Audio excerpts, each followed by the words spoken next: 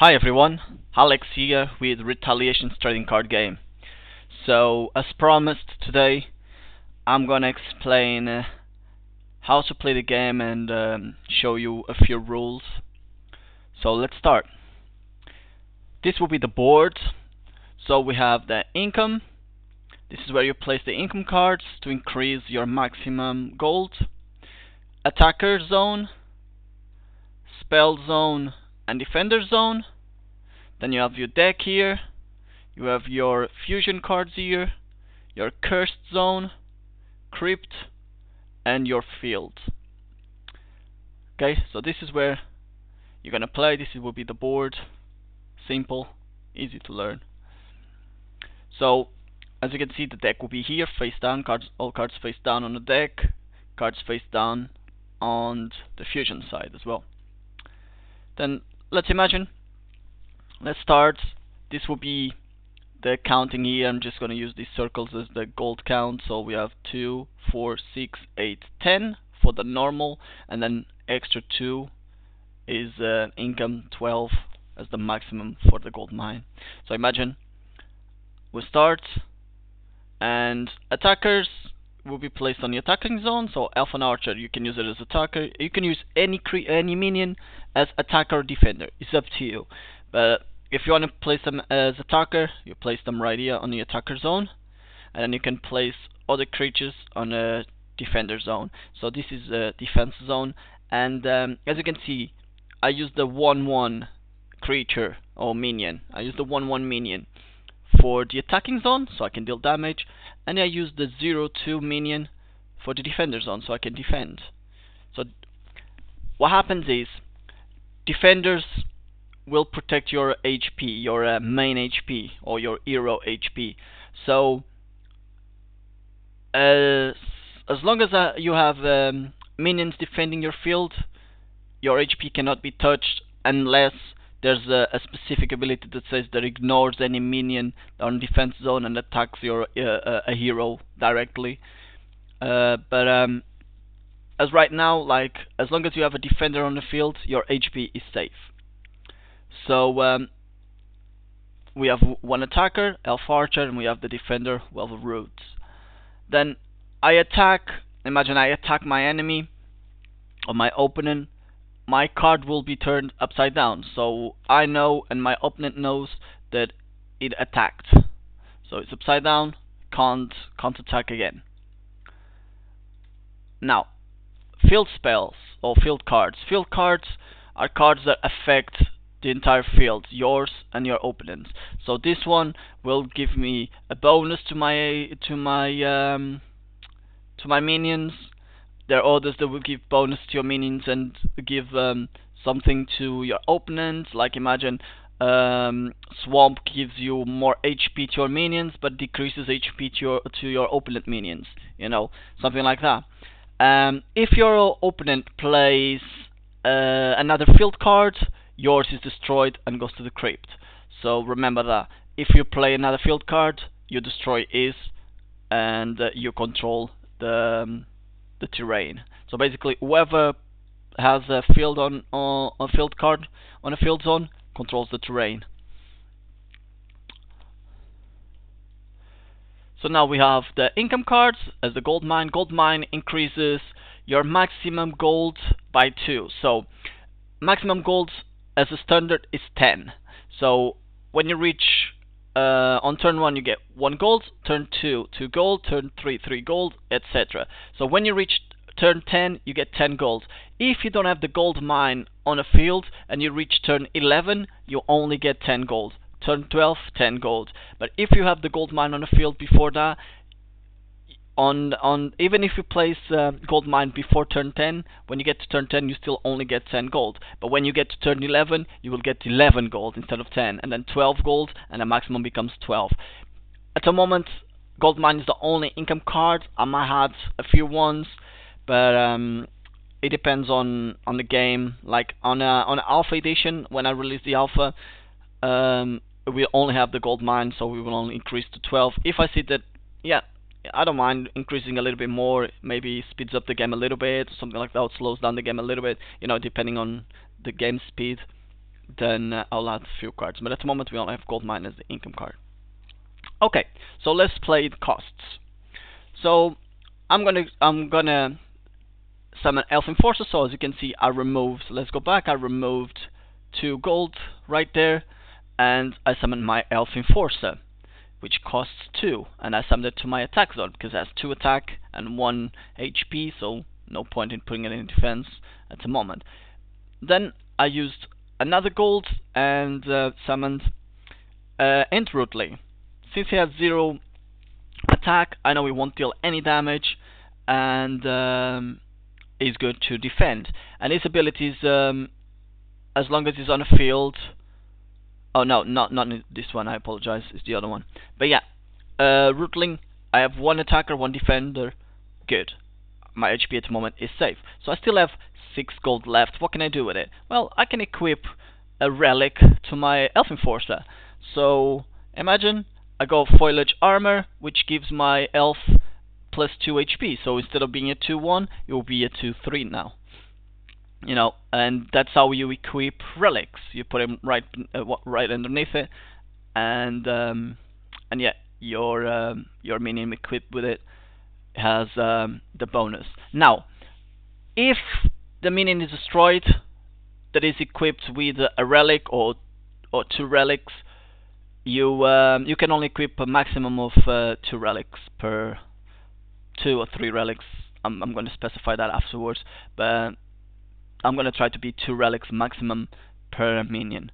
But yeah, it's like if your minion, if the minion with the relic equipped is destroyed, anyway, it just goes to the crypt, including the relic that is with it. Like both cards or all cards go to the crypt. Okay, so now imagine I have Elf Enforcer. The cost's already done, so we have 7 points left. I decide, look, I got a better hand. I'm gonna use a Maple Ant. So I remove 1 of the golds for my Maple Ant. Now Maple Ant, his ability is when this card is summoned, or when this minion is summoned, you can summon up to 2 Walls of Roots from your deck into the battlefield, and it will be on a defender zone. So what happens? Well, you special summon then your Entling Roots, or you summon your Entling Roots from your deck to your defending zone, and then you shuffle your deck. And yeah, simple as that. So this time, what happened? Instead of using 2-1 gold, like 3 gold, to summon 2 enemies or 2 minions, I apologize, 2 minions, I used 3 gold and was able to summon 4 minions. You know, so strategies like these will come up a lot. You know, thinking, should I summon 1? Should I summon 2? You know, something like that. And you'll have loads of strategies. Now, one thing that I will say straight away is, it's not great to use all your gold, or I mean, use all your gold and try to summon as many minions as possible and use as many cards as possible from your hand, and then your hand becomes empty or almost empty, because then you're gonna need, like, your opponent can use a spell that destroys your minions and something like that, and then you have no cards in your hand, and then you're gonna be drawing 1, using 1, drawing 1, using 1, you know, and that's a terrible idea. Don't do that. It's like, one thing that I would recommend is try to always keep a good hand, you know, because if something happens that you're not expecting, you always have backup cards in your hand. If you understand what I mean. And I apologize if I like say some mistakes and then try to correct myself. It's just I'm a bit nervous, you know. It's the first time that I'm doing this and I'm explaining the rules and things like that, and I'm just slightly nervous. I apologize for that. Okay, so I have 6 gold coins left, or 6 gold left. So what should I do? Well, I can always use my spell. I can grab my spell, just use the cost of it, and deal 2 damage with my raining arrows to every defender that is on my opponent's side of the field. And then after the spell is used, it goes to the crypt. Then imagine an enemy attacked me and destroyed my minion goes to the crypt, etc. Okay, so now it's your opponent's turn. Imagine it's your opponent's turn.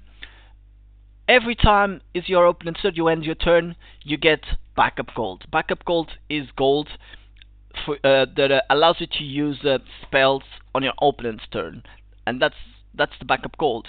So as you can see, my gold now went from yellow to orange. So that's the backup. I mean, it's to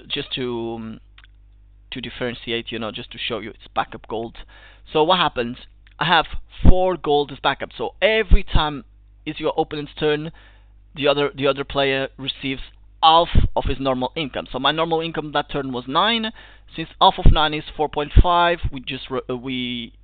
we remove the 0.5 and becomes 4. So if it was 10, it would be 5. If it was 11, it would be 5, and if it would be 12, it would be 6. So because it was turn 9, I'll get 4 of backup gold. So what happens? I can use that gold.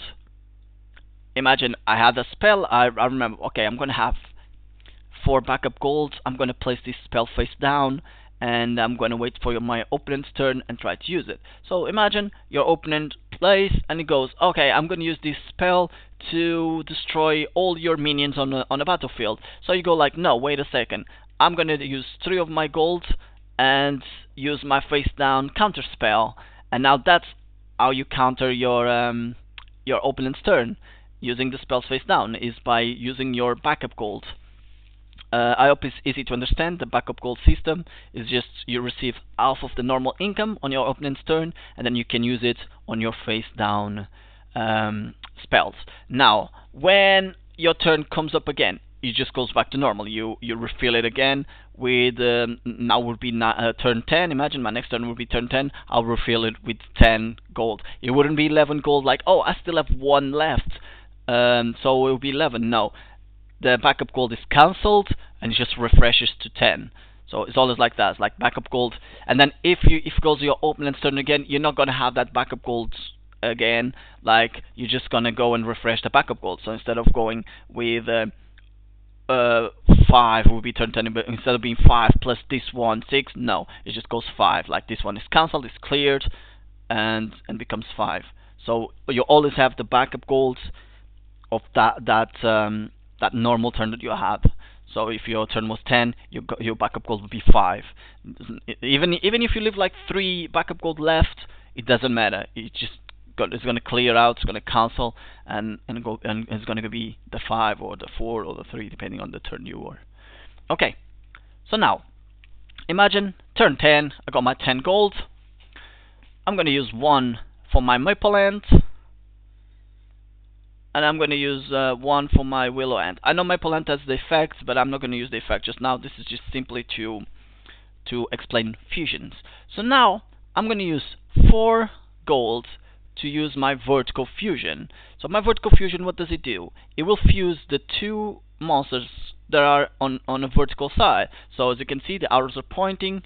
The arrows on a card are here and here, pointing as well. So as you can see, so I'm gonna fuse maple ant and willow ant together. So all my cards go to the crypt, and what happens? My elder ant will be summoned. I apologize, there's enough art at the moment. I'm working on it. But yeah, my elder ant will be summoned, so that will be my fusion. Okay, so, and curse zone. The curse zone is when cards are removed from the game. So basically, imagine I played elder ant, and my opponent counters with, oh, I'm gonna cancel your minion summon, so I'm gonna send that minion to the curse zone. So the curse zone means I cannot play it anymore unless there's specific cards that says, oh, you can return 1 card from your curse zone to your deck or to your hand or to the field or something like that. But as long as you don't have any cards like that, every card that is in the curse zone cannot be used. Okay, so yeah, I hope you enjoyed it. This was my explanation on how to play Retaliations. I hope it's easy to learn. I hope it's easy to play and you guys understand the rules. If you enjoyed what you see, just leave a like, subscribe, because it helps me quite a lot. And if you have any questions or anything like that, ask on the comments. I'll try and reply as many as possible. And yeah, that's how you play Retaliation. So once again, thank you for watching. Thank you for being here with me. And I'll see you guys on the next video. Bye bye.